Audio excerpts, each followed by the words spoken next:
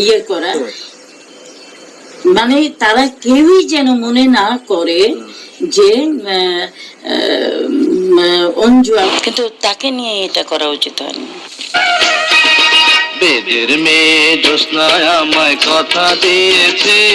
90 দশকে বাংলার চলচ্চিত্রের কথা বললেই যে নামটি সবার আগে মনে পড়ে তিনি হলেন অঞ্জন ঘোষ, যার এক পলক হাসিতে সিনেমা হলে দর্শক আসন ছেড়ে দাঁড়িয়ে যেত।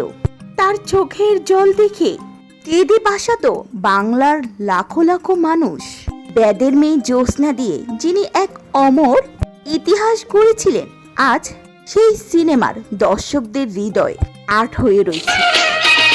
বেদের মেয়ে জ্যোৎস্নায় আমায় কথা দিয়েছে। কিন্তু প্রশ্ন হলো, সে বেদের মেয়ে জ্যোৎস্নার অঞ্জন ঘোষ এখন কোথায়?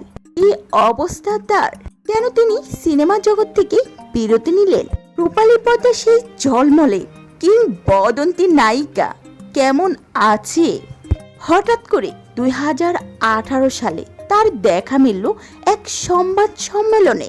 দীর্ঘ 5 বছর পর দেশে ফিরে অঞ্জু ঘোষ যা জানালেন, চলুন শুনে আসি। 2 দিনের জন্য গেছিলাম, 2 দিনের জন্য গিয়ে আমার মা আমাকে ফেসে গেছি। আমি ওখানে গিয়ে একদম এমন পাশা ফেসে গেছি, আর বেরোতে পারছি না। তা আমি কি এখানে ছেড়ে যাই নাকি? ওখানে ছবির পর ছবি আর করতে থাকলাম, কি হবে আমি বুঝতে পারছি না।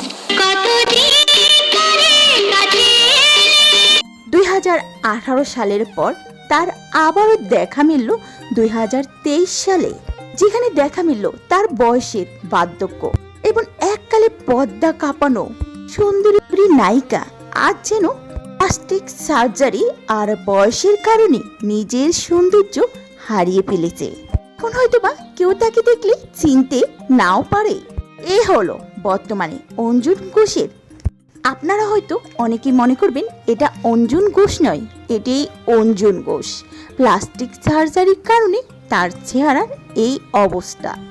তিনি অত্যন্ত আবেগঘন ভাবে বললেন, আজ মাটির টান সাংঘাতে। আমি ওখানেও জিজ্ঞেস করেছি কেন, কি?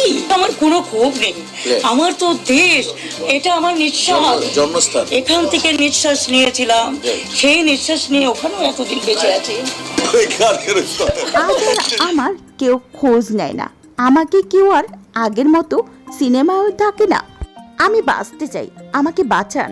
এক সময় কিংবদন্তি এই অভিনেত্রী আজ একেবারে নিঃসঙ্গ, নেই কোনো জাঁকজমকপূর্ণ জীবনে, নেই পুরনো সহকর্মীদের ভিড়, নেই ভক্তদের চিৎকার, শুধু পূজা, অঞ্চনা আর অদ্যান্তিক চিন্তায় কাটছে তার দিন।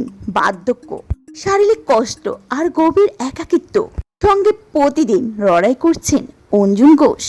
তিনি যেন শুধু একজন অভিনেত্রী ছিলেন তাও না, তিনি বাংলা চলচ্চিত্রের জীবনে কিংবদন্তি।